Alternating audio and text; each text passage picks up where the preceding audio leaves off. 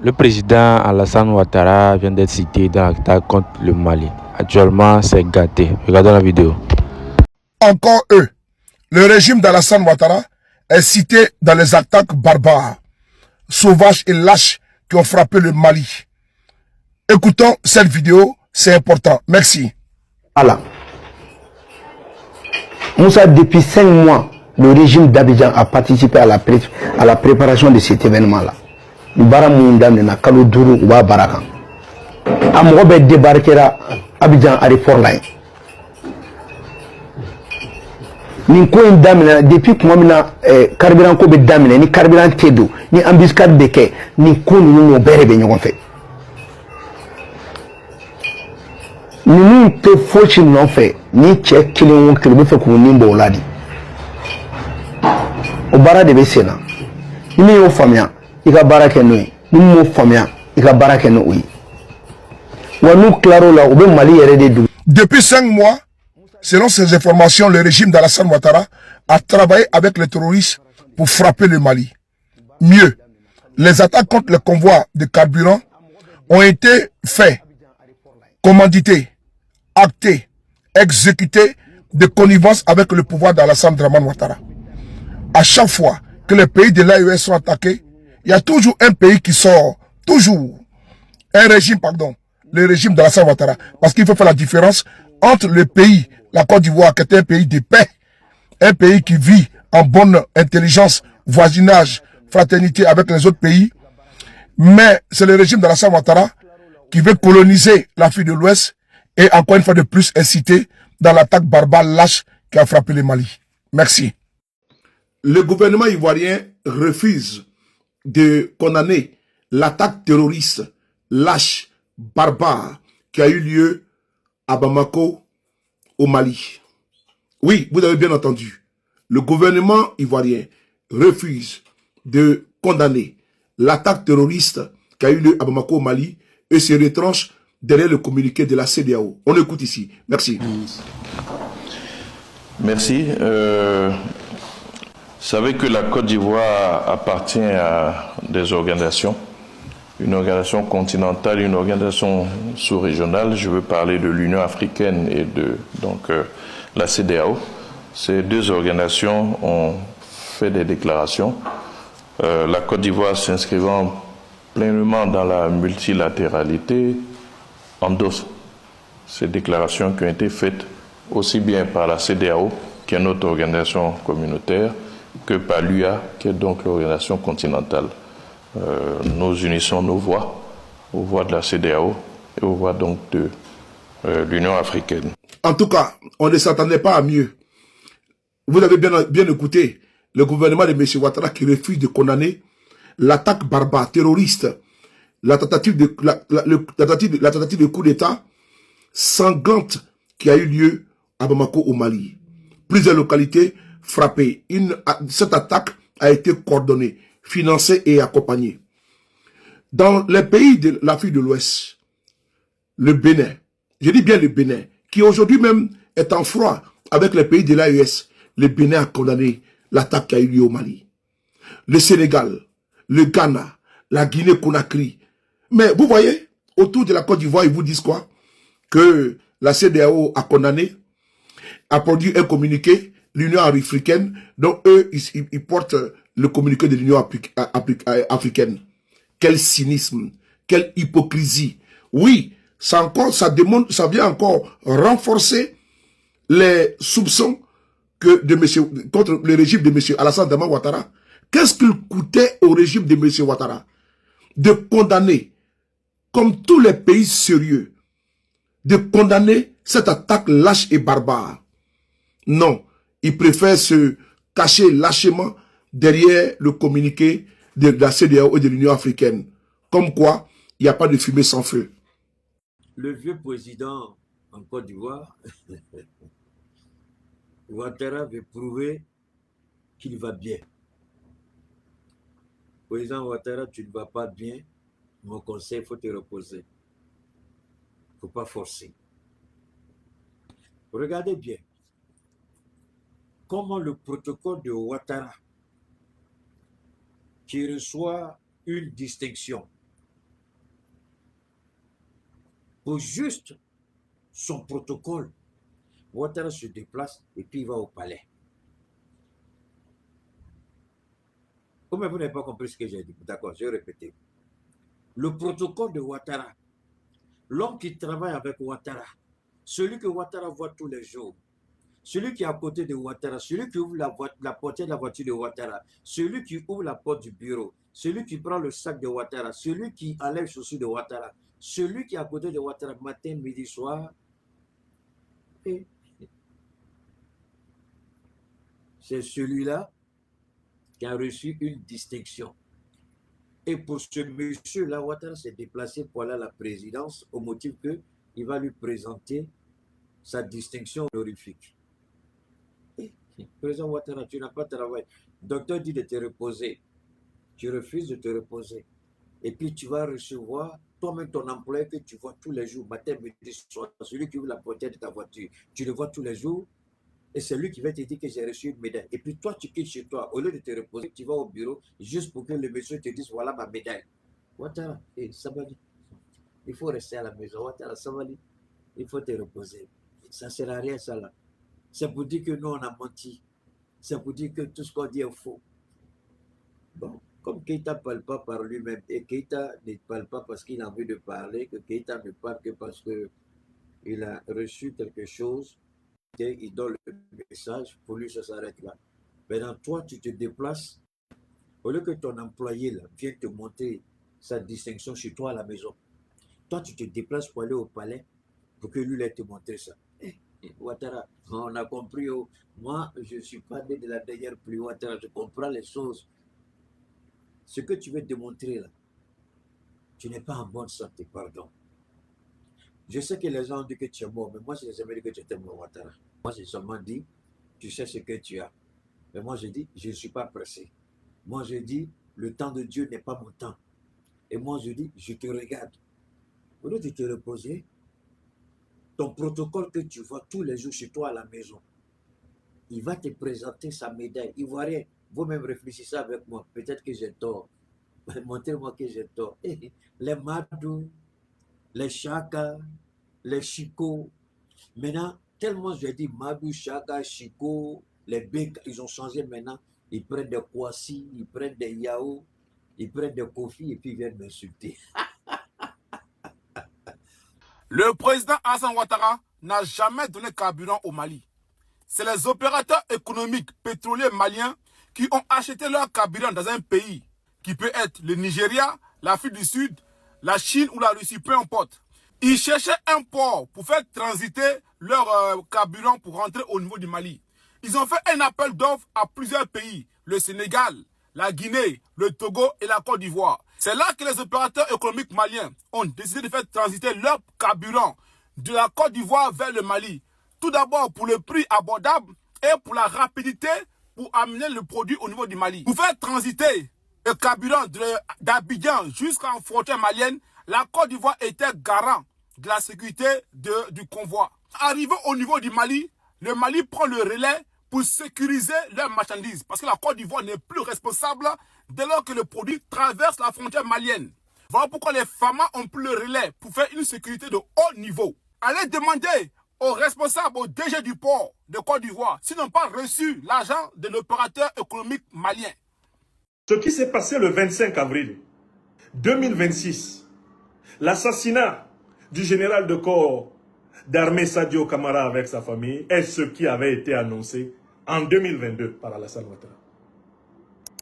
Il a dit qu'il fallait les prendre au sérieux et il donne les raisons pour lesquelles il faut prendre Sadio Camara au sérieux. C'est que celui-ci est déterminé à sortir le Mali aux côtés du président Assimi Goïta de la domination française, de la domination néocolonialiste française et occidentale. Il lui en veut parce qu'il est proche de la Fédération de Russie. Alassane Ouattara le dit. Et c'est exactement les raisons pour lesquelles le néocolonialisme français a mis à prix la tête de tous ceux qui contestent son hégémonie en Afrique. Au motif que l'or du Mali doit être géré par la France, l'uranium du Niger doit être géré par la France, le pétrole, le gaz africain doivent être gérés par la France. Tous ceux qui ne sont pas d'accord avec cela sont dans la liste rouge. Il faut que nous comprenions cela. Parce que j'estime qu'une bonne part des tragédies qui nous arrivent encore viennent du fait que nous ne l'avons pas encore assez bien compris. Le président Traoré a parlé d'hiver noir. Mais qu'est-ce que c'est que l'hiver noir? Mais c'est la décapitation complète de la révolution sahélienne. C'est la destruction de ce qui fait l'espérance des Africains aujourd'hui. C'est la volonté de ramener en arrière les 3 étoiles polaires de la libération africaine, afin que les impérialistes occidentaux en général, les impérialistes américains, les néocolonialistes français reprennent pignon sur rue sur nos affaires en Afrique. Ils veulent à tout prix contrôler l'or de ce pays. Le manganèse, l'uranium, le coltan, le gaz, le pétrole, ils veulent contrôler comme au bon temps des colonies. Et tous ceux qui ne sont pas d'accord, on les a portraitisés comme étant des haineux, des galvanisateurs du soi-disant sentiment anti-français. On en est venu jusqu'à les considérer pire que les terroristes qu'on finance pourtant, qu'on arme et qu'on médiatise dans les médias occidentaux et notamment français. Rendez-vous compte, moi, qui me tiens devant vous, je n'ai jamais posé un acte de guerre de toute ma vie sur la terre. Mais Emmanuel Macron a ordonné à 2 de ses ministres, le ministre de l'économie et des finances et le ministre de l'Intérieur, de me traiter comme un terroriste, en gelant tous mes avoirs et tous mes biens en France. Au motif que je critique la politique néocolonialiste de la France en Afrique. C'est-à-dire que pour un travail de la pensée, un travail de la parole, un travail de la plume, Emmanuel Macron me traite comme on traite les terroristes qui ont assassiné plus de 130 Français au Bataclan le 13 novembre 2015. Emmanuel Macron m'accuse et me châtie avec 3 motifs. Atteinte à la nation française, atteinte à la sauvegarde de la population française, atteinte à la sécurité, à la défense, à la diplomatie de la France. Tout ça avec des livres, des conférences, tout cela avec de la parole et de la pensée. Il faut que vous compreniez à quel point ces gens-là sont haineux, barbares et méchants. Si un intellectuel est traité comme un terroriste parce qu'il conteste l'occupation militaire de son continent natal, parce qu'il conteste l'exploitation et l'escroquerie monétaire du franc CFA, parce qu'il conteste et qu'il critique l'ingérence de la France dans le choix des dirigeants africains, s'il est traité comme cela parce qu'il conteste la répression culturelle contre l'Afrique à travers les idéologies démocratiques, droits de l'homiste et bonnes gouvernementalistes, si on le considère comme un criminel, parce qu'il a des pensées qui libèrent les siens du joug multiséculaire du racisme, du colonialisme, du néocolonialisme et de l'impérialisme, imaginez alors comment ils traitent, comment ils veulent traiter, comment ils ont traité et comment ils comptent traiter ceux qui portent des armes pour défendre leur pays, comme les présidents Goïta, Traoré Tiani ou leurs compagnons, et on vient de voir le cas du général de corps d'armée Sadio Kamara. Adjoumani vient de nous confirmer que Ouattara n'est pas en Côte d'Ivoire. Chers frères, chers camarades, Adjoumani vient de nous confirmer par cette publication que Ouattara n'est pas en Côte d'Ivoire.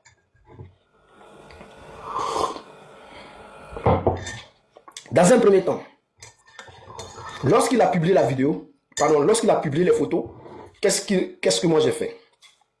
Je suis allé analyser les photos parce que les photos étaient trop bizarres. Donc je suis allé analyser les photos. Ici, on va mettre la photo d'abord. Voilà, c'est de cette photo-là qu'on parle. Cette photo-là. Voilà, cette photo-là. Excusez-moi.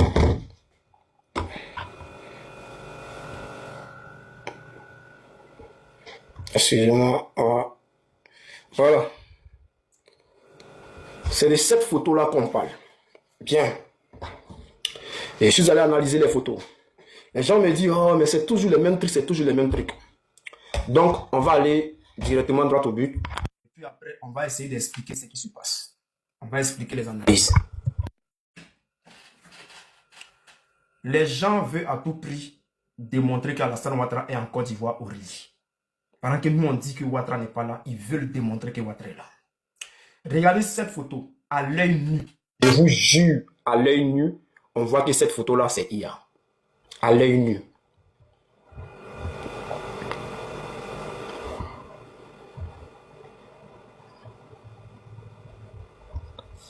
Ok. La photo qui est là, vous voyez la photo là, non? La photo d'Adjoumani là, vous voyez très bien, non? Les deux sont arrêtés.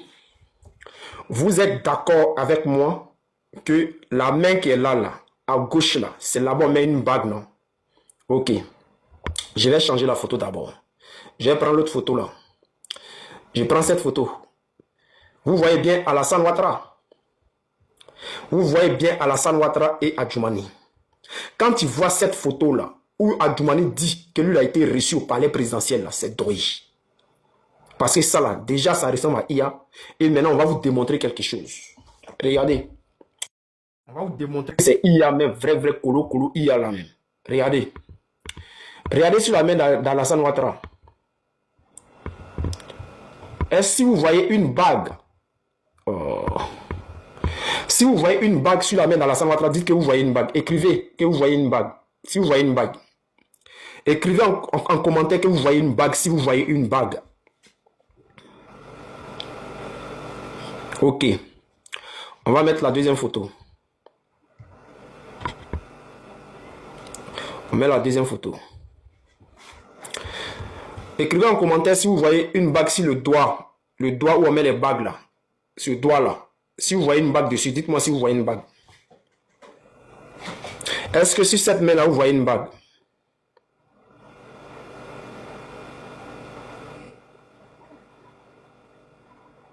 Ok.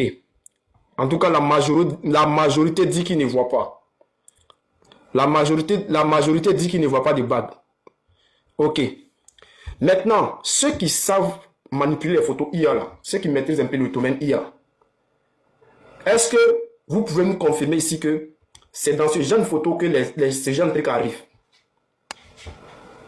Lorsque les photos sont retouchées par IA, une bague peut disparaître. Ça, c'est dans IA, on voit ça. Ils sont censés tirer, la photo a été tirée le même jour. Voici le poste d'Adjoumani. Que non, soldat, tu dis quoi? Voici le poste d'Adjoumani. Voici ça. Voici le poste d'Adjoumani ici. Voici les deux photos. Voici les deux photos ici. Donc, c'est les deux photos prises par Adjoumani, par le service de communication d'Adjoumani. On prend cette première photo-là. On les capte bien. Il n'y a pas de bague. On ne voit pas de bague. Bon, sur l'autre truc là, après je vais remettre là-bas. On ne voit pas de bague sur sa main, non? Ok. Le même photographe tire la deuxième photo. Ils sont censés être dans la même salle. Là, il y a une bague sur sa main. Je prends par ici, là. Là. Vous voyez bien. Vous voyez bien. Vous voyez très bien qu'il y a une bague. J'ai agrandi, hein. Je vais agrandir.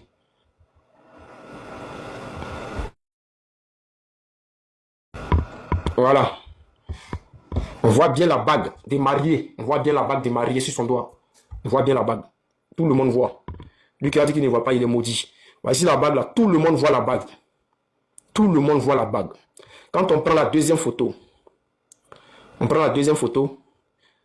la bague là, la bague a disparu sur le doigt.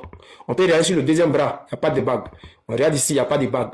Et lorsqu'on regarde la main ici, il y a une petite déformation au niveau du bras. Chers frères, chers camarades. Alors, est-ce qu'avec ça là, on peut discuter? Est-ce qu'avec ça là, on peut discuter? Adjoumani, en voulant tellement nous contredire, en voulant tellement fermer la bouche de soldats de Gbagbo, d'Oxymore, de tous les camarades de Djouan, de tous les camarades Saki, Théa, Jacques, la graine, tellement qu'ils veulent fermer notre bouche là. Ils commettent des erreurs. Et nous là, on profite de ces erreurs là pour faire comprendre aux Ivoiriens que oui, ceux-là, ils sont dans un deuil qui ne dit pas son nom. On va aller en profondeur. Sur les mêmes photos. Alors, vous allez faire le même exercice avec moi, ceux qui ont deuxième téléphone. Prenez votre deuxième téléphone. Prenez votre deuxième téléphone. C'est où j'ai envoyé mon moment là. Alors, voici la même photo. le même jour. Est-ce que vous voyez ce qu'il voit là? Est-ce que vous voyez ce qu'il voit? La photo là, la photo que Adjoumani a publiée là, c'est ça le frère dessin animé a utilisé pour générer une autre photo.